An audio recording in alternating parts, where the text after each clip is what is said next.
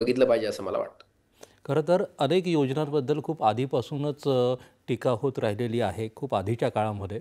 आणि याचं मूळ कारण तेव्हा असं सांगितलं जायचं, की वरून जे पैसे येतात ते हो, शेवटच्या माणसापर्यंत काही नीट पोहोचत नाहीत. बरोबर. तर थेट लाभ हस्तांतरण प्रणाली आली आणि त्याने सगळं चित्रच बदलून टाकलं.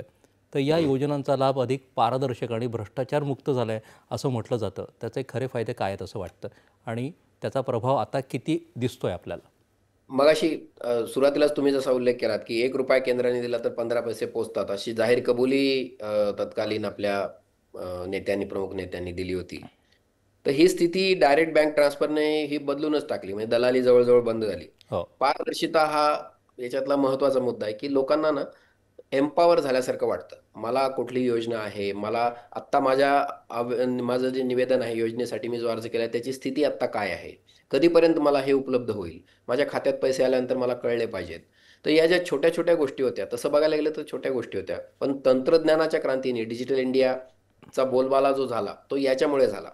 यू-पी-आय सारखा जो विषय आहे, की त्याच्यामध्ये हे क्रांतिकारक गोष्ट आहे. भ्रष्टाचार जो होता, तो प्रचंड प्रमाणात भ्रष्टाचार होता. तो भ्रष्टाचार याच्याने जवळ निपटून काढलेला आहे. आता प्रत्येकाला हे कळतंय, की मला किती आणि कसा लाभ होतोय. मला असं वाटतं, की हे डिजिटल करणं प्रशासनाला, हे फार मोठं काम होतं. हे अगदी म्हणजे अशक्य कॅटेगरीतलं, अशक्य प्रकारच्या वर्गातलं काम होतं आणि ते ते त्यांनी यशस्वीपणे करून आणलेलं आहे. मग त्याच्यासाठी बिग डेटाचा सहारा आहे, मग तुम्ही वेगळ्या गोष्टी आणि गतिमान पण झालेलं आहे. की हो. म्हणजे सरकारी काम आणि 1 वर्ष थांब.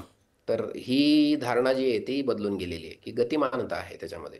तर ही सगळी डिजिटल प्रशासन केल्यामुळे हा विषय त्याच्यामध्ये झालेला आहे. भ्रष्टाचार कमी होणं, पारदर्शिता असणं आणि या दोन्हीच्यामुळे सामान्य माणसाला सक्षम झाल्यासारखं वाटणं, सक्षमता त्याच्यामध्ये एम्पॉवरमेंट येते. म्हणजे तर त्याच्यासाठी जे लाभ होते ते खरोखर त्याच्या हातामध्ये त्याच्यापर्यंत प्रत्येक पोहोच